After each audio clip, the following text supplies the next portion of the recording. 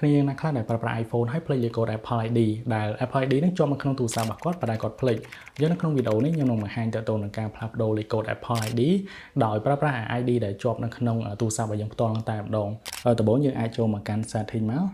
ហើយបន្តទៀតគឺ Apple ID របស់យើងដែលជាប់យើងភ្លេចលេខកូដហ្នឹងគឺវានឹងលោតនៅខាងលើនឹងឯងនេះជា Apple ID ដែលយើងប្រើរាល់ថ្ងៃហ្នឹងអញ្ចឹងណាព្រោះខ្ញុំគិតថាគ្នាយើងភាគច្រើនគឺគាត់ភ្លេចតែម្ដងនៅពេលគាត់ឲ្យគេបង្កើតអញ្ចឹងបងប្អូនអាចចូលមកកាន់ Apple ID ហ្នឹងមកហើយបងប្អូនចុចកន្លែង sign in នេះកន្លែង sign in and security ហ្នឹងចុចទៅហ្នឹងមកបន្តទៀតបងប្អូននឹងឃើញកន្លែងមុខងារដែលយើងអាចដូរលេខកូដនេះយើងអាចចុចត្រង់ហ្នឹងមកអញ្ចឹងក្នុងនោះគឺវានឹងសួរលេខកូដមកតង់ទៀតលេខកូដដែលយើងដាក់នេះគឺជាលេខកូដនៃទូរស័ព្ទរបស់យើងណាអញ្ចឹងទូរស័ព្ទរបស់យើងដាក់លេខកូដអីយើងបញ្ចូលវាចូលមកបន្ទាប់ពីយើងដាក់ហើយគឺវានឹង verify គឺវា load ឲ្យយើងពេញលេខកូដថ្មីតែម្ដងសម្រាប់ Apple ID របស់យើងអញ្ចឹងក្នុងនោះដូចខ្ញុំបានបញ្ជាក់ពីមុនមកអញ្ចឹងដើម្បីដាក់លេខកូដឲ្យសុវត្ថិភាពគឺយើងត្រូវការដាក់8ខ្ទង់វាមានលេខអក្សរធំអក្សរតូចហើយនិងសញ្ញាអញ្ចឹងបងប្អូនអាចពេញមកហើយខ្ញុំពេញចូលទាំងពីរប្រឡោះហ្នឹងគឺខាងលើពេញមិនខាងក្រោមពេញដូចគ្នាបន្ទាប់ពីយើងពេញហើយយើងចុចប៊ូតុង continue ហើយវានឹងសួរថាយើងចង់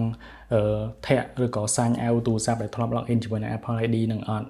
បើយើងចង់ sign out other device យើងចុចខាងលើប៉ុន្តែបើយើងអត់ចង់វាធាក់ចេញពីទូរស័ព្ទផ្សេងៗដែលយើងមានទេព្រោះអ្នកខ្លះគាត់អាចប្រើប្រាស់ Apple ID ហ្នឹងនៅលើទូរស័ព្ទផ្សេងៗទៀតអញ្ចឹងណាប៉ុន្តែបើសម្រាប់យើងដែល Apple ID គេបង្កើតឲ្យគួរតែរើសខាងលើទៅអញ្ចឹងប៉ុន្តែខ្ញុំរើសខាងក្រោមខ្ញុំចុចប៊ូតុង don't sign out